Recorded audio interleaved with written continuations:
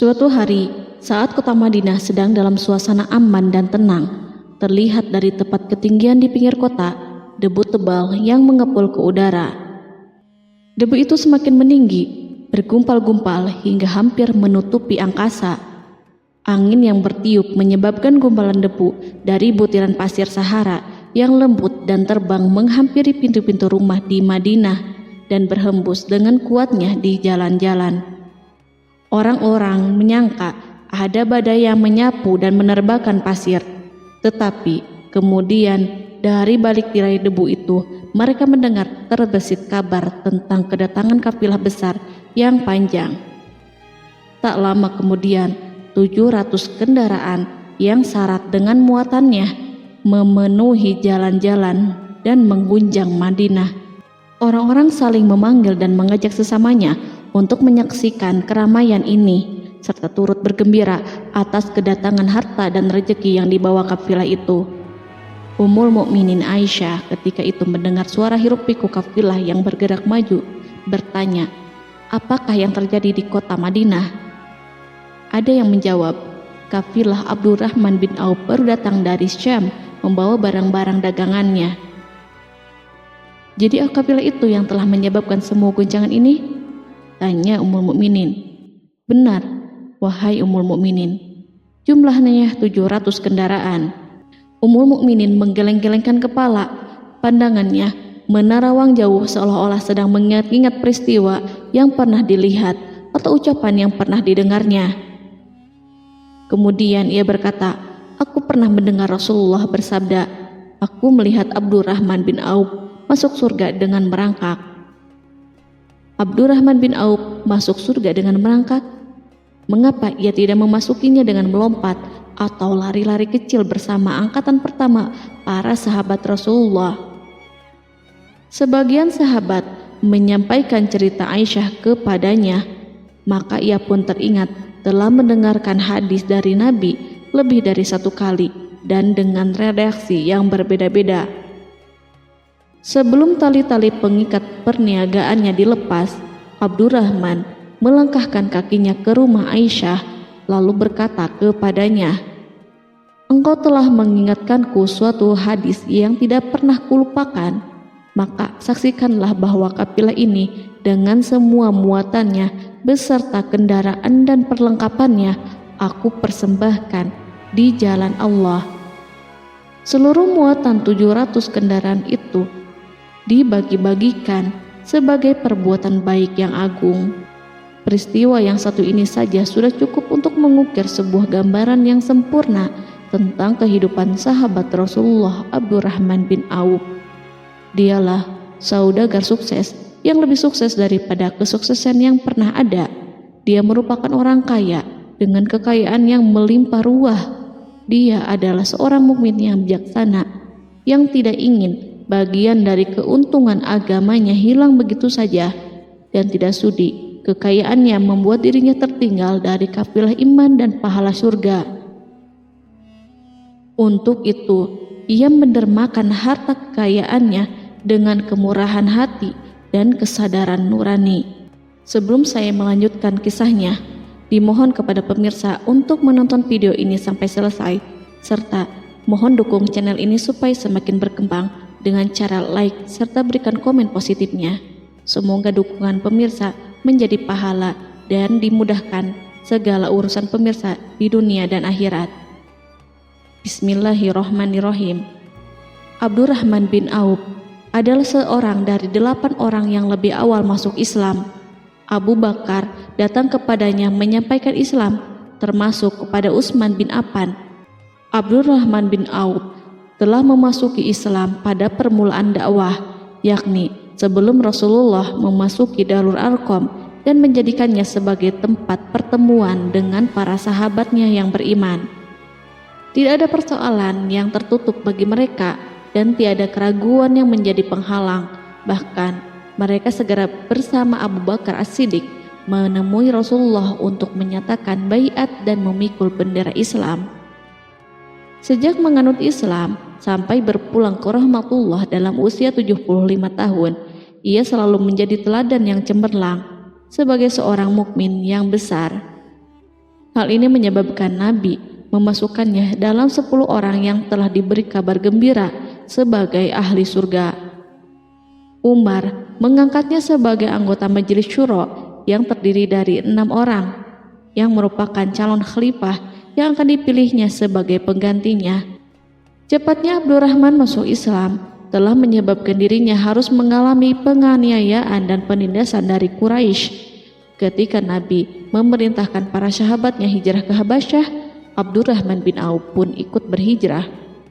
Kemudian ia kembali lagi ke Mekah, lalu hijrah untuk kali keduanya ke Habasyah, dan selanjutnya hijrah ke Madinah.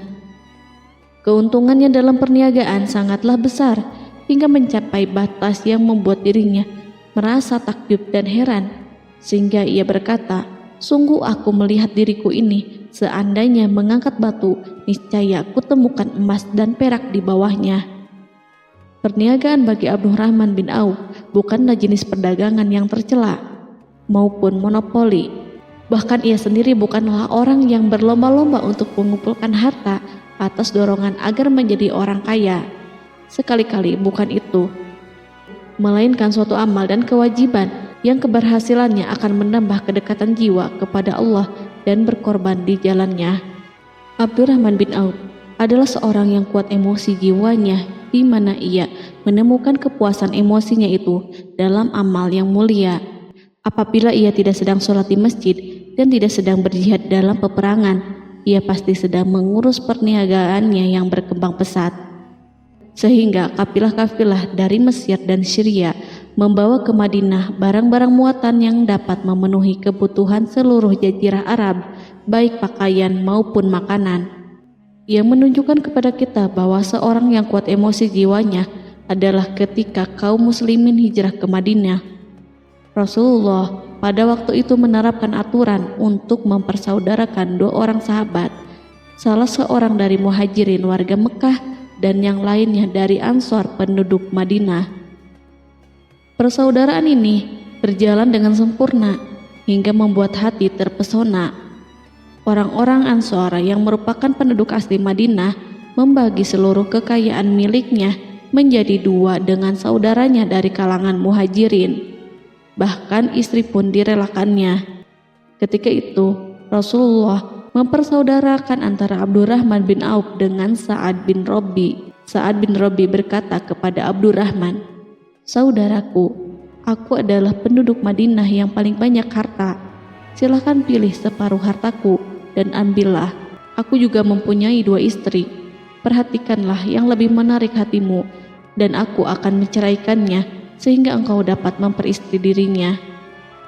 Abdurrahman bin Auf pun menjawab, "Semoga Allah memberkahi dirimu dalam istri dan hartamu. Tunjukkanlah kepadaku letak pasar." Abdurrahman pergi ke pasar. Ia berjual beli di sana dan mendapatkan keuntungan. Kehidupan Abdurrahman bin Auf di Madinah, baik semasa Rasulullah maupun sepeninggalnya beliau, selalu ditunaikannya dengan sempurna untuk memenuhi hak agama dan beramal di dunia. Perniagaannya sukses dan menguntungkan. Seperti diungkapkannya sendiri bahwa seandainya ia mengangkat batu dari tempatnya, pasti ia akan mendapatkan emas dan perak di bawahnya.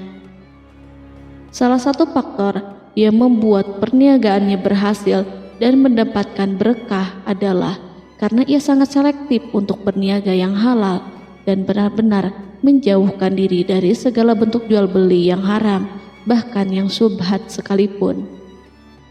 Selain itu, faktor yang menambah kejayaan dan keberkahannya adalah labanya yang bukan untuk Abdurrahman sendiri, melainkan di dalamnya terdapat bagian Allah yang ia penuhi dengan baik. Ia menggunakan hartanya untuk memperkokoh hubungan kekeluargaan dan mengeratkan tali persaudaraan, serta menyediakan perlengkapan yang diperlukan untuk tentara Islam. Bila total perniagaan dan kekayaan yang lainnya ditambahkan keuntungan yang diperolehnya dihitung, jumlah kekayaan Abdurrahman bin Auf itu dapat diperkirakan dengan memperhatikan jumlah yang dibelanjakannya di jalan Allah. Suatu hari, ia mendengar Rasulullah bersabda, "Wahai Ibnu Auf, engkau termasuk golongan orang kaya dan engkau akan masuk surga dengan merangkak." Karena itu, pinjamkanlah kekayaan itu kepada Allah agar Dia mempermudah langkahmu." Sejak ia mendengar nasihat Rasulullah ini dan menyediakan bagi Allah pinjaman yang baik, Allah justru semakin melipat gandakan kekayaannya hingga berlimpah ruah. Suatu hari, ia menjual tanah seharga 40.000 dinar. Kemudian uang itu dibagi-bagikan semuanya untuk keluarganya dari Bani Zuhrah, untuk para istri Nabi, dan untuk kaum muslimin yang miskin. Pada kesempatan lain, ia menyerahkan 500 ekor kuda untuk perlengkapan tentara Islam. Pada hari yang lain, ia menyerahkan 1.500 kendaraan unta. Menjelang wafat, ia mewasiatkan 50.000 dinar untuk diinfakkan di jalan Allah. Ia juga berwasiat bagi setiap orang yang ikut perang Badar dan masih hidup, masing-masing mendapatkan 400 dinar. Hingga Utsman bin Affan juga mengambil bagian dari wasiat itu, meskipun termasuk orang yang kaya. Ia berkata, harta Abdurrahman bin Auf halal lagi bersih, dan memakan harta itu membawa keselamatan dan keberkahan. Ibnu Auf adalah seorang yang mengendalikan hartanya, bukan dikendalikan oleh hartanya. Sebagai buktinya, ia tidak mau celaka dengan mengumpulkan dan tidak menyimpannya. Bahkan ia mengumpulkannya dengan tetap merendahkan hati dan dari jalan yang halal. Kemudian harta itu tidak dinikmati untuk kepentingannya sendiri, melainkan untuk dinikmati bersama keluarga, kerabat, rekan-rekan, dan masyarakat seluruhnya. Karena begitu luas pemberian serta bantuannya, ada yang mengatakan seluruh penduduk Madinah berserikat dengan Abdurrahman bin Auf pada hartanya. Sepertiga dipinjamkannya kepada mereka, sepertiga lagi dipergunakannya untuk membayar hutang-hutang mereka, dan sepertiga sisanya dibagi-bagikan kepada mereka. Harta kekayaan ini tidak akan pernah membuat kelegaan dan kesenangan pada dirinya selama ia belum menemukan jalan untuk membela agama dan membantu rekan-rekannya. Adapun untuk selain itu, ia selalu merasa khawatir terhadap kekayaannya. Pada suatu hari, dihidangkan kepadanya makanan untuk berbuka karena waktu itu sedang berpuasa. Ketika pandangannya tertuju pada hidangan tersebut, selera makannya pun bangkit. Namun, ia justru menangis sambil berkata, "Mus'hab bin Umair telah gugur sebagai syahid dan ia jauh lebih baik daripada aku. Ia hanya mendapat kafan sehelai kain yang jika ditutupkan ke kepalanya, maka kelihatan kakinya, dan jika ditutupkan ke kedua kakinya, terbukalah kepalanya. Demikian pula Hamzah yang jauh lebih baik daripada aku. Ia pun gugur sebagai syahid, dan saat akan dikuburkan hanya mendapatkan sehelai selendang. Dunia ini telah dihamparkan kepada kami seluas-luasnya, dan hasil sebanyak-banyaknya telah diberikan kepada kami. Sungguh kami khawatir bila pahala kebaikan kami telah disegerakan balasannya di dunia." Pada peristiwa lain, sebagian sahabat berkumpul bersamanya menghadapi jamuan makan di rumahnya. Tak lama setelah makanan diletakkan di hadapan mereka, Abdurrahman menangis sehingga rekan-rekannya bertanya, "Apa yang membuatmu menangis, wahai Abu Muhammad?" Ia pun menjawab, "Rasulullah telah wafat, dan semasa hidup beliau beserta keluarganya tidak pernah merasakan kenyang makan roti gandum. Apa harapan kita apabila dipanjangkan usia tetapi tidak menambah kebaikan bagi kita?" Demikianlah, kekayaan yang melimpah itu sedikit pun tidak membangkitkan kesombongan dan takabur dalam dirinya.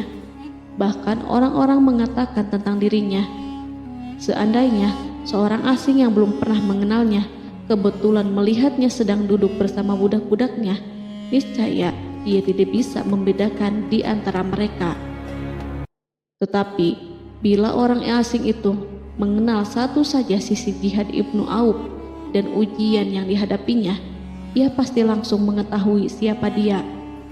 Misalnya, ia mengetahui bahwa di badannya terdapat 20 bekas luka di perang Uhud, dan bahwa salah satu dari bekas luka itu meninggalkan cacat pincang yang tidak sembuh-sembuh pada salah satu kakinya. Contoh lain, beberapa gigi serinya rontok di perang Uhud yang menyebabkan kecedalan yang jelas pada ucapannya. Saat orang asing itu tahu salah satu sisi ini, ia pasti menyadari bahwa laki-laki yang berperawakan tinggi dengan wajah berseri, kulit halus, pincang, cedal sebagai tanda jasa dari perang Uhud, itulah orang yang bernama Abdurrahman bin Auf. Semoga Allah ridho kepadanya. Kita sudah terbiasa memperhatikan tabiat manusia, bahwa harta kekayaan itu biasanya menyebabkan seseorang suka berkuasa. Artinya, orang-orang kaya selalu gandrung untuk memiliki pengaruh guna melindungi kekayaan mereka dan melipat gandakan pengaruh itu. Selain untuk memuaskan nafsu demi kebanggaan dan kepuasan pribadi, semua ini merupakan sifat yang biasa dibangkitkan oleh kekayaan. Tetapi bila kita melihat Abdurrahman bin Auf dengan segala kekayaannya yang melimpah, menemukan manusia ajaib yang sanggup menguasai watak dasar manusia dalam bidang ini dan melangkahinya ke puncak ketinggian yang istimewa. Peristiwa itu terjadi ketika Umar bin Khattab hendak berpisah dengan rohnya yang suci dan memilih 6 orang di antara mereka, para sahabat Rasulullah, agar memilih salah seorang di antara mereka untuk menjadi khalifah yang baru. Pada waktu itu, semua jari menunjuk kepada Ibnu Auf. Bahkan sebagian sahabat telah menegaskan bahwa dialah yang berhak menjadi khalifah di antara 6 orang itu. Namun, ia menjawab, "Demi Allah, seandainya diambilkan pisau lalu ditaruh ke atas leherku, kemudian kalian menusukkannya sampai tembus, itu lebih baik aku sukai daripada menerima jabatan tersebut." Demikian, saat awal 6 orang terpilih itu mengadakan pertemuan untuk memilih salah seorang di antara mereka untuk menjadi khalifah yang akan menggantikan Al-Faruq, Umar bin Khattab, Abdurrahman telah menyatakan kepada mereka bahwa ia telah melepaskan haknya yang dilimpahkan Umar kepadanya sebagai salah seorang dari 6 calon yang akan dipilih menjadi khalifah. Dengan demikian, kewajiban mereka untuk melakukan pemilihan itu terbatas di antara mereka yang berlima saja. Sikat juhudnya terhadap jabatan dan pangkat ini dengan cepat telah menempatkan dirinya sebagai hakim di antara 5 orang tokoh terkemuka itu. Mereka menerima dengan senang hati agar Abdurrahman bin Auf menetapkan pilihan kepada khalifah itu terhadap salah seorang di antara mereka berlima. Ali mengatakan, "Aku pernah mendengar Rasulullah menyifatimu bahwa engkau adalah orang yang dipercaya oleh penduduk langit dan dipercaya pula oleh penduduk bumi." Ibnu Auf akhirnya memilih Utsman bin Affan untuk jabatan khalifah dan lainnya pun menyetujui pilihannya. Itulah hakikat seorang laki-laki yang kaya raya dalam Islam. Apakah Anda telah memperhatikan bagaimana Islam telah mengangkat dirinya jauh di atas kekayaan dengan segala godaan dan penyesatannya itu, dan bagaimana ia menempa kepribadiannya dengan sebaik-baiknya?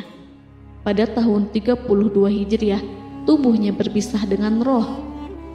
Ummul Mukminin Aisyah memberinya kemuliaan khusus yang tidak diberikan kepada orang lain dengan memberikan usulan kepadanya ketika ia masih terbaring di ranjang menuju kematian agar bersedia dikuburkan di pekarangan rumahnya berdekatan dengan Rasulullah, Abu Bakar, dan Umar. Namun ia memang seorang muslim yang telah dididik Islam dengan sebaik-baiknya, sehingga merasa malu bila dirinya diangkat dan disandingkan dalam kedudukan tersebut. Selain itu, ia telah membuat janji dan ikrar yang kuat dengan Utsman bin Maz'un, yakni jika salah seorang di antara mereka meninggal sesudah yang lain, hendaklah ia dikuburkan di dekat sahabatnya itu. Saat rohnya bersiap-siap memulai perjalanan yang baru, air matanya meleleh, sedangkan lidahnya bergerak-gerak mengucapkan kata-kata, "Aku khawatir dipisahkan dari sahabat-sahabatku karena kekayaanku yang melimpah ruah." Namun, ketenangan dari Allah segera menyelimutinya. Lalu senyuman tipis menghiasi wajahnya disebabkan sukacita yang memberi cahaya dan kebahagiaan yang menenteramkan jiwa. Ia memasang telinganya untuk menangkap sesuatu, seolah-olah ada suara yang lembut merdu yang datang mendekat. Ia sedang mengenang kebenaran sabda Rasulullah yang pernah beliau ucapkan, Abdurrahman bin Auf di dalam surga. Ia barangkali juga sedang mendengarkan janji Allah dalam kitabnya. Orang yang menginfakkan hartanya di jalan Allah, kemudian tidak mengiringi apa yang diinfakkan itu dengan menyebut-nyebut dan menyakiti perasaan penerima, maka memperoleh pahala di sisi Rabb mereka. Tidak ada rasa takut pada mereka dan mereka tidak bersedih hati. Quran Surat Al-Baqarah ayat 262.